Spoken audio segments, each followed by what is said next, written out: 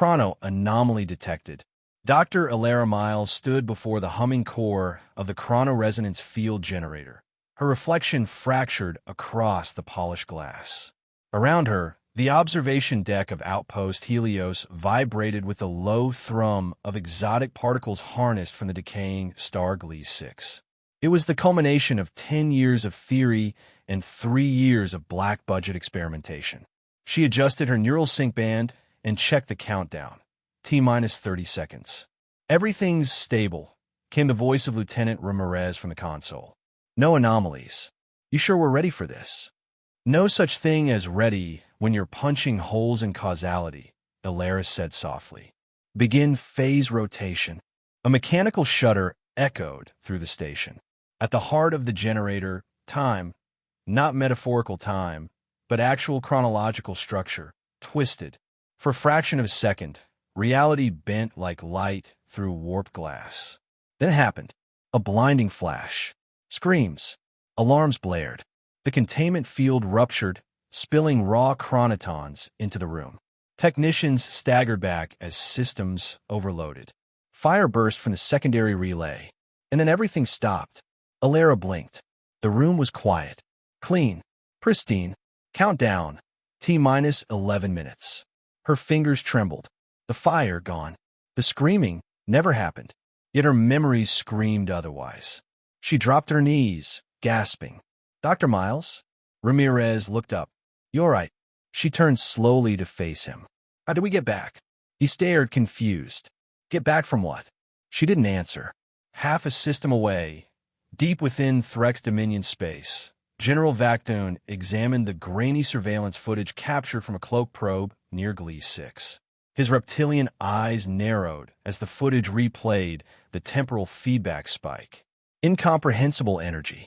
Negative time signature. "Impossible," hissed his advisor. "Their species only achieved fusion-powered interstellar travel 70 years ago. They shouldn't be capable of even perceiving temporal layering." Vactoon growled, tapping a claw against the holo display. "Not only did they perceive it, they reversed it. One of them did." He paused the footage. Zoomed in. The human woman, Dr. Miles, stood among the chaos, utterly still, staring ahead as if watching reality catch up to her. She knew. Vactoon muttered. She remembered. In the shadowed reaches of a galaxy, the Synod of ancient species convened. 5 beings older than empires sat in silent deliberation. Information passed between them, not in words, but in pulses of thought that bent space. "They've broken the veil," said the eldest. "The humans are young. They should not have reached this precipice." They didn't. One did. The chamber darkened. "Then we face a greater danger. Not a species that defies us, but an individual who defies time itself." The Synod voted. Unanimous. The humans must never be allowed to harness time. Eliminate the anomaly. Back on Outpost Helios, Alara stared at the chronoresonance logs. They were clean, too clean. No errors. No memory of the disaster she knew had happened. But she remembered, and that terrified her.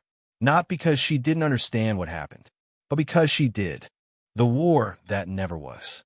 The dream always ended the same. Alara stood beneath a burning sky. Earth's cities turned to glass, the air thick with ash. Massive alien ships loomed overhead, raining fire from orbit. She screamed, but no sound came. Bodies lay around her. Reyes, Ramirez, her sister. Always her sister. She woke, gasping, in the infirmary aboard Earth Command's orbital platform, Aegis 1. Captain Nathan Reyes sat at her bedside, brow furrowed. "That's the 3rd time this week." "I saw it again," she whispered. "Earth destroyed. Ships in orbit. Same insignia, the Threx Dominion." Reyes stiffened. "Threx? We haven't had official contact. Because they're not coming to talk." She swung her legs over the bed, shaky. Her mind was racing. The dreams weren't dreams. Not anymore. They were fragments, memories of futures that no longer existed. Echoes of timelines she had lived through and undone. "I need access to Earth defense protocols," she said. "Now!" 3 days later, the Threx fleet entered the Sol system. No declaration. No parley. Just silence and rows of bristling dreadnoughts. Reyes stood beside Alara in Aegis One's command center, staring at the incoming threat. "This is a first strike formation," he said grimly. "We can't match that kind of firepower." "I know," Alara said. She rubbed her temple, already feeling the pressure building. Reality was coalescing again. The moment of impact drew near. Then she felt it, a shiver in her spine, the heaviness behind her eyes, time pulling apart like frayed thread. She collapsed. When Alara woke, the stars outside the viewport looked off. Too dim, too quiet. Reyes rushed to her side. "What did you do?" "Reset," she whispered. 2 weeks. She sat up, pain crackling in her skull like lightning. "They're coming, Reyes. You have exactly 13 days to prepare for a war you can't win. Unless we cheat." On Earth, everything changed. Fleets recalled. Orbital platforms activated. Project Tempest, an experimental stealth railgun array buried in the moon, brought online. Reyes worked night and day alongside Earth's top strategists, trusting Alara's intel completely. 12 days later, the Threx fleet arrived. Again, but this time, they were met with silence and shadows. The lead vessel, Vraxos, was destroyed before it could power its weapons. The rest were drawn into a trap: decoys, decoy fleets, EMP bursts, neutron disruption waves. A coordinated strike only possible with perfect foreknowledge. It wasn't a battle. It was butchery. Deep in Threx space, General Vaktoon watched the aftermath in disbelief. His once unmatched fleet reduced to twisted wreckage orbiting the human moon.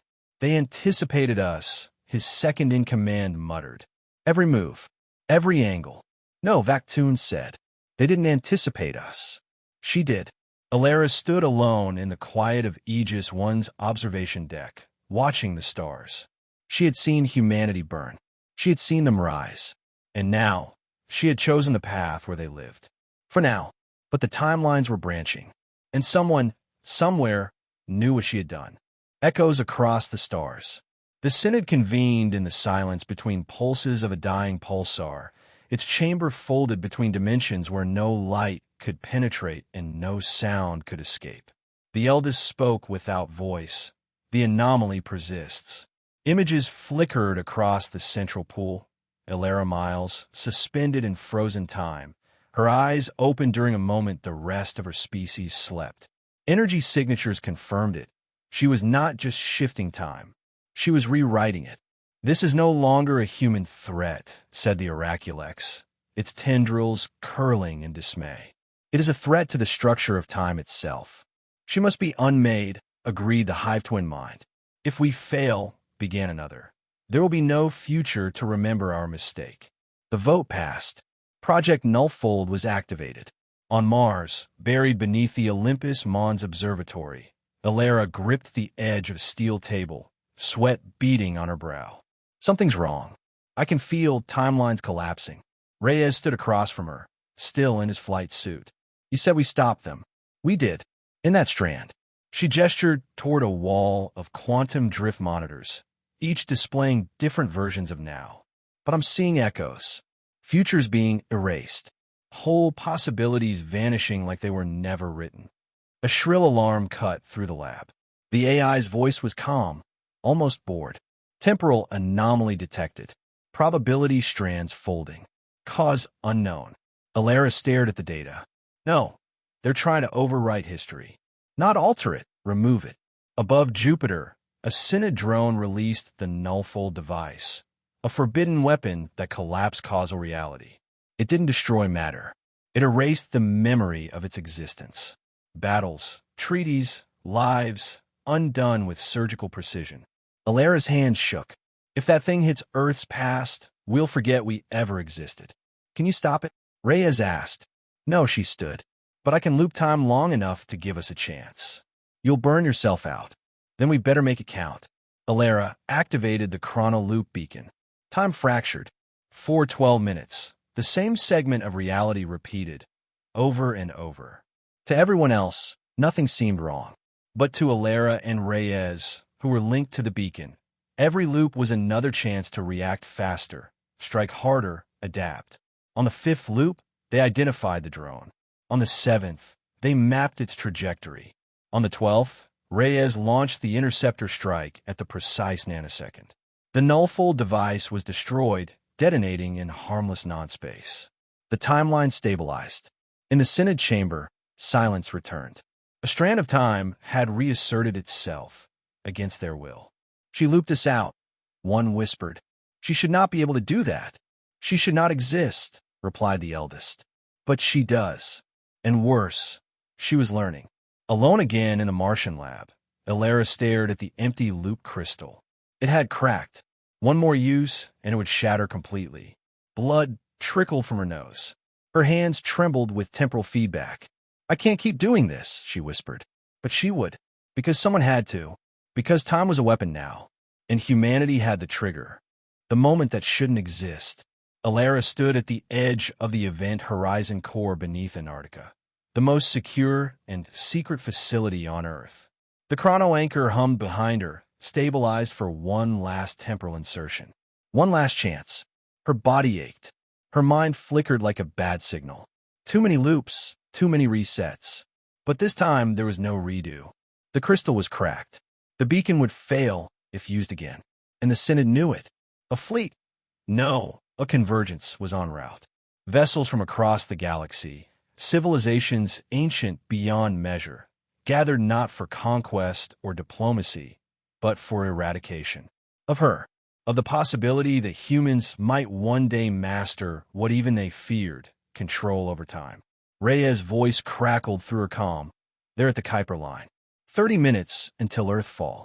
We're outnumbered 50-1. Elara didn't flinch. You just have to hold them off. That's not a plan. It doesn't need to be. She turned to the controls. I'm going back further than ever. How far? To before they found us. Before I even activated the prototype. I'm going to make sure this never begins. Reyes paused. You'll erase yourself. I'll rewrite the moment I became the anomaly. That's the only way to break the loop.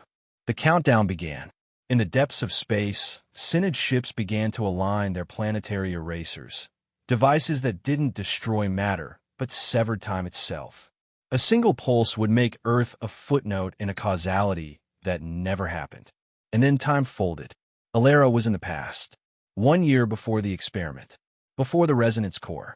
She stood in the clean, sterile halls of Outpost Helios. Younger technicians passed her without a glance. This Elara, her past self, was still days away from unlocking the resonance key. The window to act was small. She found herself in the central lab, alone. She reached in her coat and pulled out the cracked crystal, still faintly pulsing. "Sorry," she whispered to the woman she had once been. Then she shattered the crystal against the console.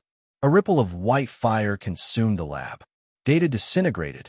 Equations vanished. Memories unraveled. The core was never built. The experiment never happened. Elara Miles never broke time. In Synod space, the fleet suddenly slowed. Sensors blinked. Power readings faltered. The anomaly's signature vanished. "No chronal pulse," said the Oraculex. "No deviation. She is gone." "But at what cost?" the eldest asked. "She erased herself," came the reply. "She chose to undo what we feared." A pause followed. Alien, ancient, uneasy. "And yet," murmured the hive-twin mind, "if a human once did it, another might again." On Earth, a young physicist named Elara Miles paused in front of an inactive research terminal. She frowned, touched it, then shook her head. The station felt strangely familiar. She didn't know why. Somewhere deep within her, in a place no scanner could reach, a memory that should not exist stirred. A war never fought, a time never broken, a choice never made, but still felt. The stars would never forget what they almost feared, and time would always remember her.